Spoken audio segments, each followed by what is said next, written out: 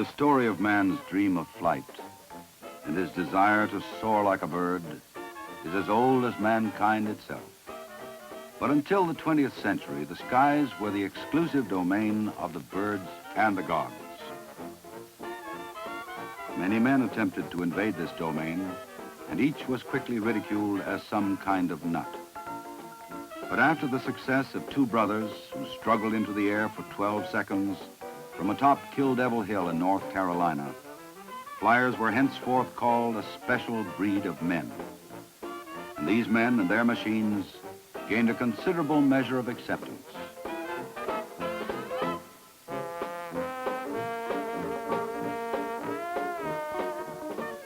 There was still a lunatic fringe, however, and it was headed by those who thought they could take the airplane to sea.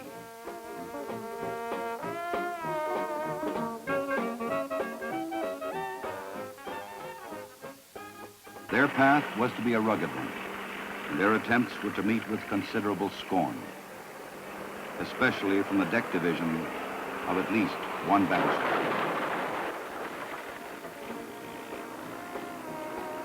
Once they solved the problem of launching from a ship at sea, there remained the problem of getting the aircraft back aboard. At first, their efforts seemed rather hopeless and expensive. Each recovery wiped out a set of arresting gear. But they persevered and found a solution. Out of these experiments, the tailhook was born, and with it, another special breed of man, the tailhooker.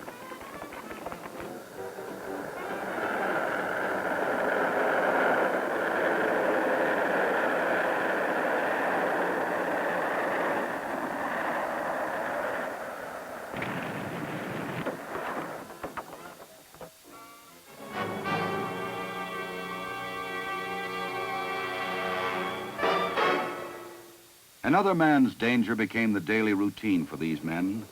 The use of the tailhook was at once an art and a science, and tailhookers soon gained acceptance from their more rational contemporaries. But throughout the 20th century, their exploits were to be viewed with considerable awe.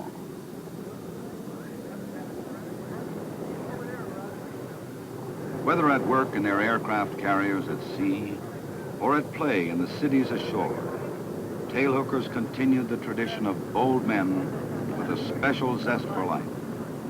This is the spirit in which 2,000 tailhookers descended on Las Vegas, Nevada in the fall of 1968.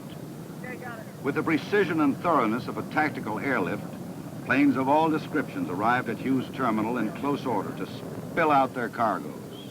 They came from Alameda, San Diego, and Seattle, from Lemoore, Miramar, and Los Alamitos, from Beeville, Kingsville, and Corpus Christi, from Jacksonville, Norfolk, and Patuxent, and still they came. Washington, Oceana, Olathe, and Pensacola. Oriskany, Enterprise, Midway, and Bonhomme Richard. Hancock, Roosevelt, Constellation, and Saratoga. Ranger, America, Kitty Hawk, and Coral Sea. Forrestal, Essex, Randolph, Yorktown, Intrepid, and Ticonderoga.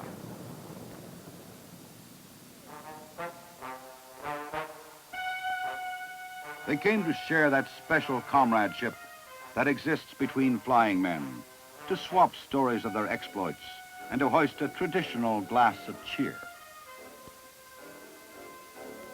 The 1968 Tailhooker Reunion was headquartered at the fabulous Flamingo Hotel and Casino on the Strip. Within 2 hours after the initial arrival, the presence of the Tailhookers was evident throughout the sprawling Flamingo complex.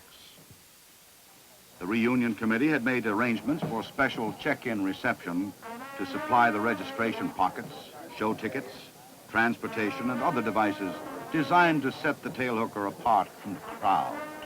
So efficient were the transportation arrangements that the Flamingo room clerks were quickly swamped,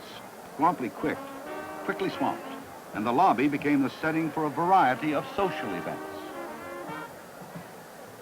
Conscientious tailhookers who sought to guard delicate appendages from careless feet and heavy hands found innovative uses for their no-step decals.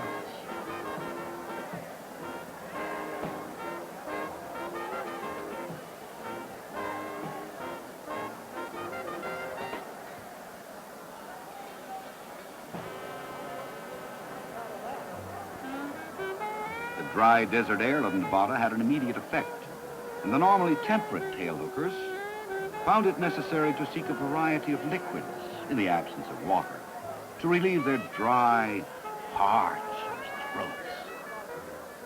Utilizing the registration fee of the participants, the reunion committee arranged for a special 2-hour oasis where concoctions from Kentucky, Scotland, England, Russia, and the world over were freely dispensed.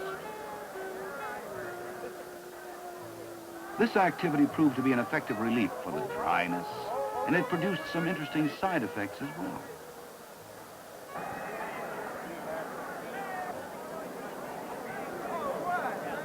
The normally shy, inhibited carrier pilots found release from a host of pent-up anxieties.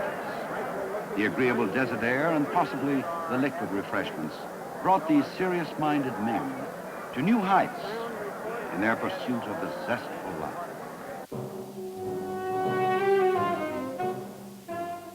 When the organized oasis dried up after many visits to the spring, tailhookers fanned out over the Las Vegas desert to investigate the multitude of mirages that light up the night.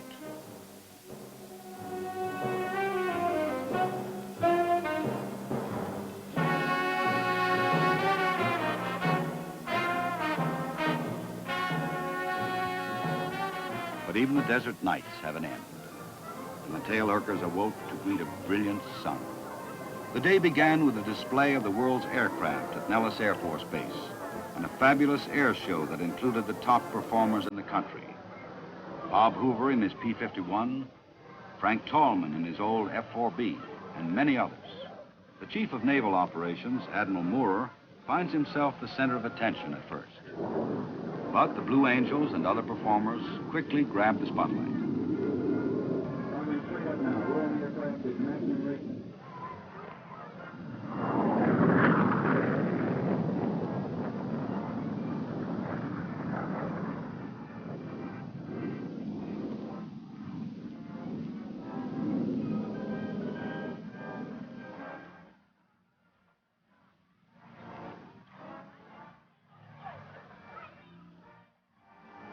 And the Army's Golden Knights command their share of attention.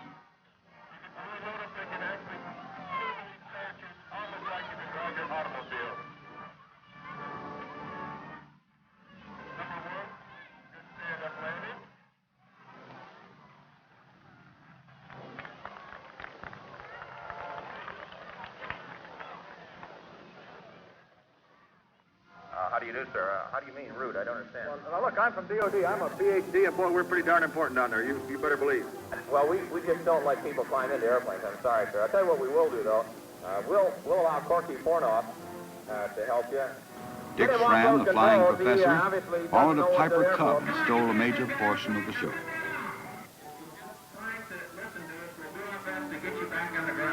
Don't throw that airplane inverted that close to the ground. Now pull up. All right, pull up that speed. Okay, pull back on the stick. Pull back on the stick. Don't get that close to the ground. Not that much. See? No.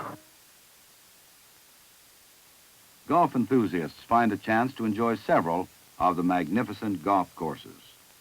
Some find that their swing is affected to varying degrees by the revelry of the night before, and their putting eye is a little bit fuzzy.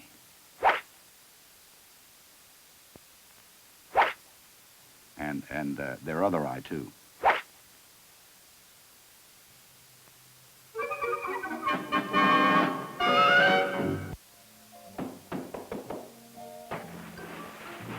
After the air show, hundreds of tailhookers found the Flamingo pool and poolside activity to their liking.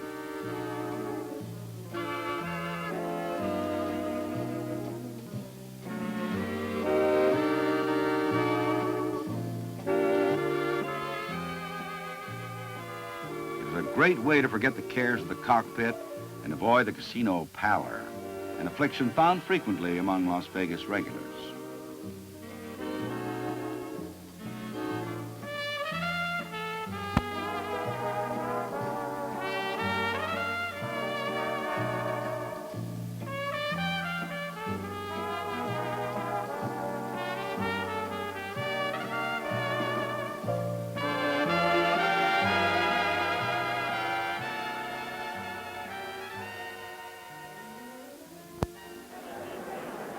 2,000 places were set in the convention hall for the Tailhooker banquet following an evening cocktail party at poolside. Special organizers from the various squadrons were quick to stake claim to their tables, and an assortment of paraphernalia was produced to demonstrate gung-ho spirits of each organization.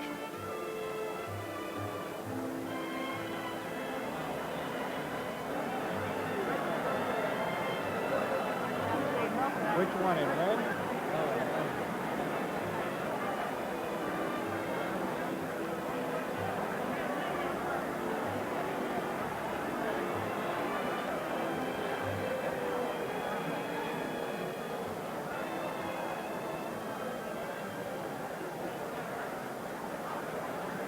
Like all banquets, there was time set aside for presentations and speeches. Several dozen specially designed plaques were presented to those who had completed 200 missions over North Vietnam. Lieutenant Commander R.C. Coffey, Lieutenant J.B. Cooper, Lieutenant D.B. Cutter,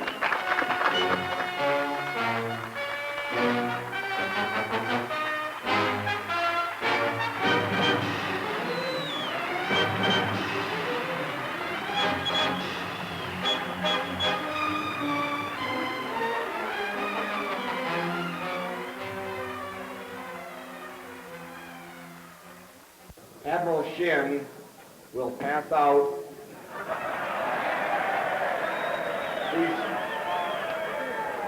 these special Tailhook awards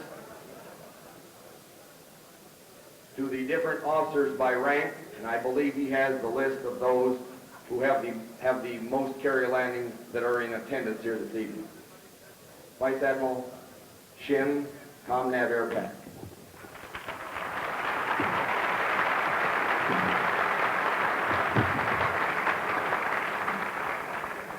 Thank you, George. I'm not out yet. I have no speech. I simply want to echo very, very strongly what Admiral Highland said about your achievements in the wars and in the 6th and 7th Fleets. I look at things from this side of the ocean, and I want to add one other thing that you've done very, very well, and that's to get ready to deploy with a lot of shortages of black boxes and airplanes that I haven't always been able to overcome. My hat's off to you for what you've done.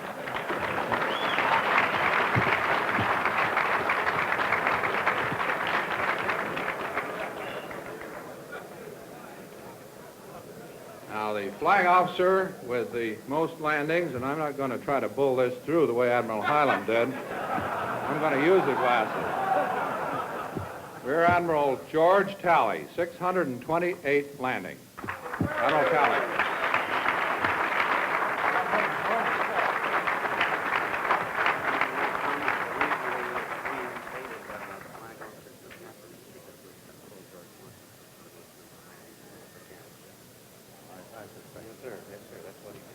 Hugh Tate told me something that I've suspected already, and that is that the reinstitution of this ceremony for captains has something to do with the next presentation. Captain George Watkins, 1,115 landings. George?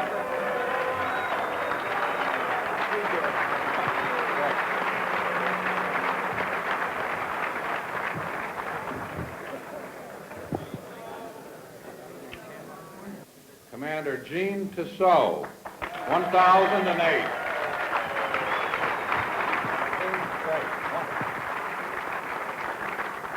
The son of a great aviator and a great aviator himself, Lieutenant Commander Jimmy Flatley, 932 landings.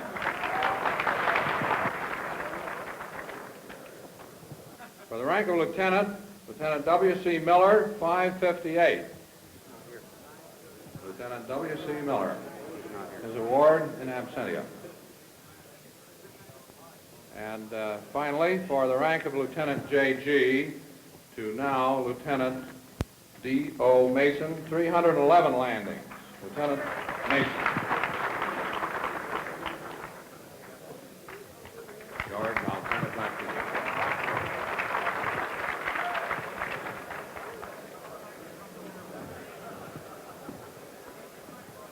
Thank you very much, Admiral Shin.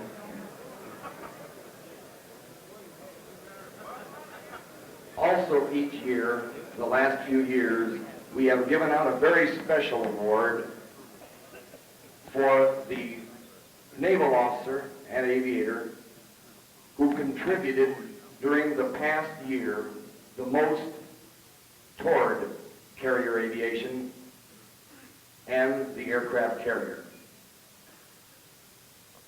To present the special Tailhooker-of-the-Year award, I'd like to present once again Captain Hugh Tate.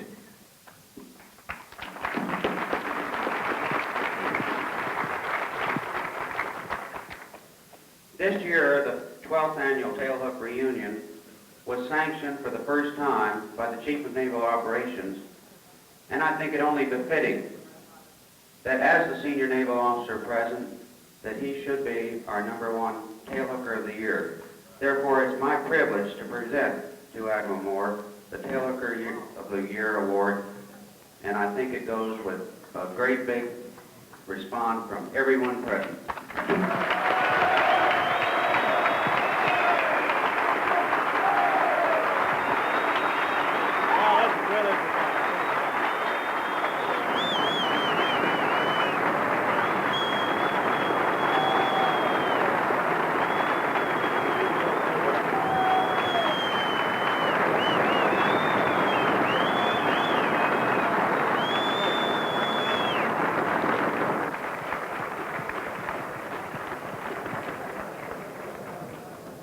Now,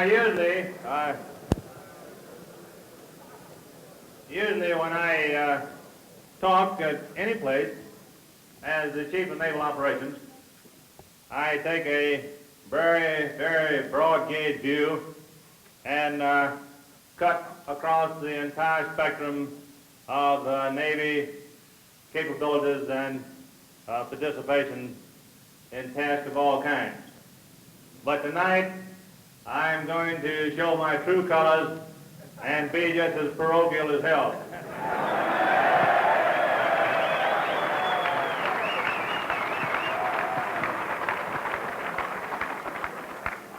As a matter of fact, I'm going to assume the same attitude as a good friend of mine in Alabama did when he wrote a book entitled An Unbiased History of the Civil War from the Southern Point of View.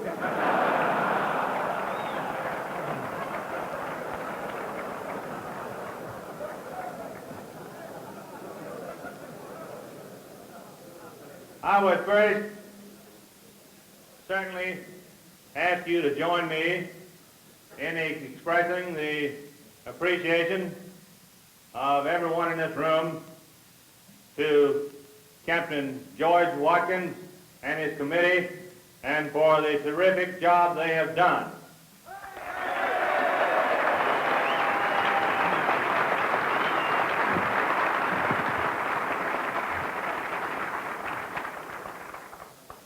I can just tell you from personal observation over many, many years that not only does George, as you observed earlier, make more carrier landings than any other sport striper in the Navy, but he cruises with equal ease from the White House to the Persevered.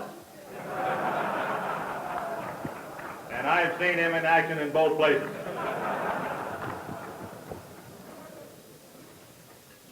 I do think seriously that it is a very wonderful thing to get together all of the wonderful tailhookers, the fighter pilots, the attack pilots, the ECM pilots, the COD pilots, the EA pilots, the reconnaissance pilots, thank you, the helos, the ASW pilots, all the way across the board. But the NFOs, who seriously are the greatest, and I'm going to talk about that in just a few minutes. But in any event, I think what this all shows, and I wish all of you would always bear this in mind, that the Navy is a highly technical service. It's no accident, for instance, that down in the Tonkin Gulf and over North Vietnam, we had during this long war the A-1 and the A-4 and the A-6 and the F-7 and the F-4 and the Sidewinder and the Sparrow and the Walleye and the Snake Eye and the Mark 36 Destructor, and I can name quite a few others, all of which were designed and developed for use by Navy pilots many, many years ago.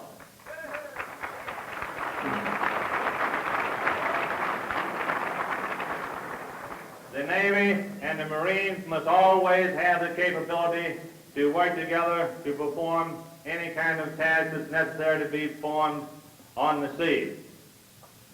We are the service with this capability, and we are certainly very happy. Colonel Collins, I believe you are here with several other Air Force officers who have had a taste of salt water aboard our flat tops. And we are very happy that you have had an opportunity to work with us. We are very pleased to have you tonight. I talked to your own particular boss, General McConnell, about this, and I'm hopeful that next year we will have many more of the Air Force officers who have been to sea join us in this very fine event.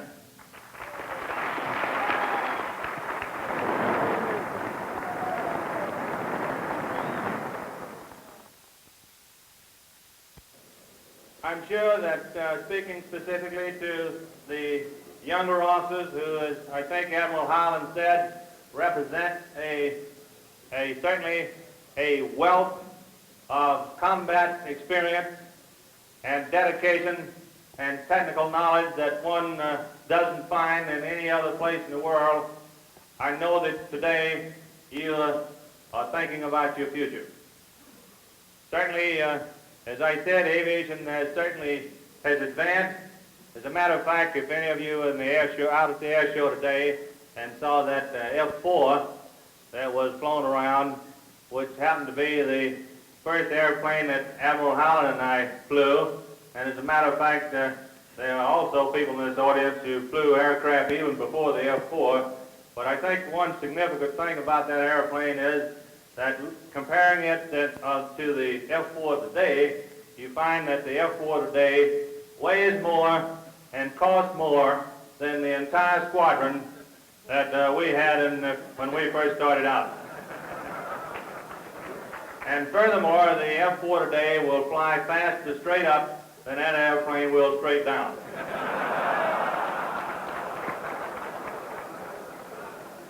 So measured by any yardstick, all of you fellows are in really the greatest business. It's an art, I believe, instead of a science. And believe you me, it's here with us for a long time. We are pushing ahead in that direction. Now, many of you have not been to Washington.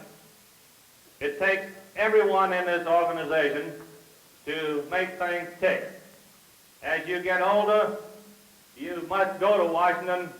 You must go there and see to it that the youngsters following along behind you have the benefit of the same type of equipment and support that you've enjoyed when you had your flying days.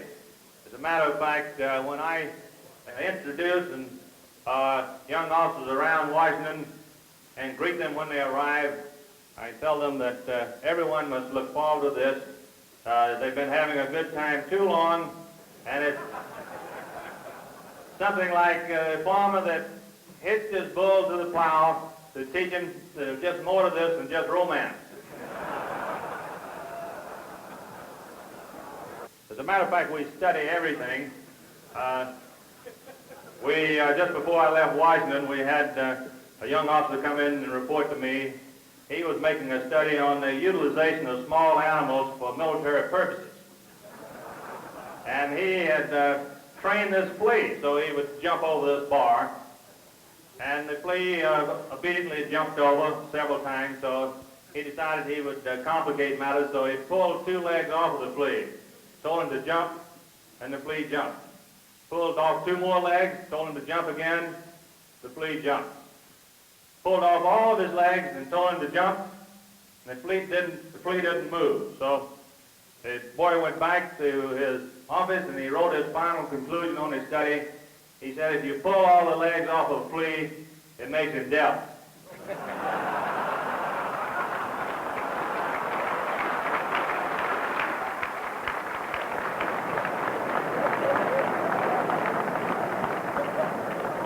But sometimes we manage to get around such logic, and we are pushing ahead as follows. First, I'd like to talk about the VSX, our new anti-submarine warfare aircraft.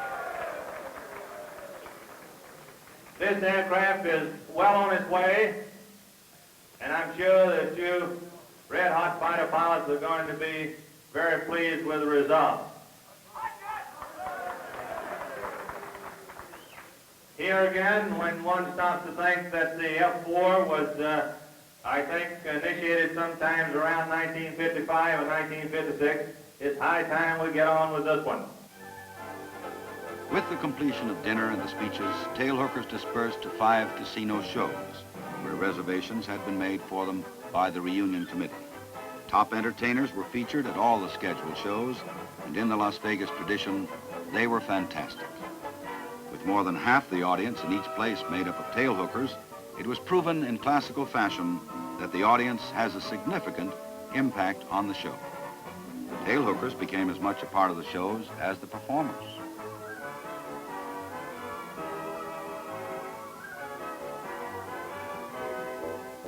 Everyone likes to have fun, but few like to pay the price.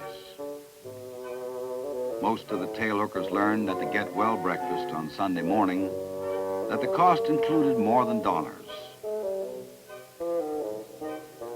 Bloody Marys were the order of the morning, and tailhookers put a severe strain on the Las Vegas supply of tomato juice. For the hearty, there were mountains of bacon, sausage, eggs to order, hashed brown potatoes, and all the trimmings. But for most, it was simply Bloody Marys or beer. By 10:00 on Sunday, the departure operation was in full swing, though many of those departing were finding it difficult to swing.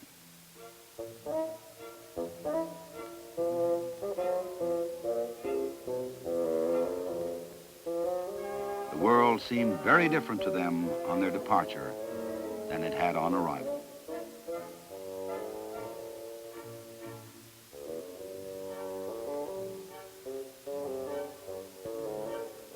But there were no regrets, or not many, and most had already decided to return to Las Vegas for the 1969 reunion, which will be at the new International Hotel. This film was made to show those who were unable to attend a little bit of what they missed. It should be understood that many of the tailhook activities were not filmed for technical reasons. The low light level was the principal excuse, but just keeping up with the tailhookers took a heavy toll of cameramen. As the weekend of revelry and good spirits came to an end, tailhookers left behind the desert mirages and returned to the world of reality. Like the farmer's bull, they had learned long before that there's more to this thing than romance. For many, it was back to 16-hour days behind a desk, where they wrestled with the reality of a tight budget, of specifications on engine thrust and airframe weight, of black boxes and striking ranges. For others, it was back to their fighting ladies, where the routine is 0500 launches and strikes to the north, where steam catapults jam 3Gs into their backside to send them hurtling out over a dimly lit horizon, where Sam may be waiting. Back also to where the most welcome sight is a glowing meatball as their bird settles into the groove. And the greatest feeling is the tug of the shoulder harness as the hook catches a wire. The annual reunion in Las Vegas is a small diversion, but it serves to reinforce the conviction that tailhookers are very special men.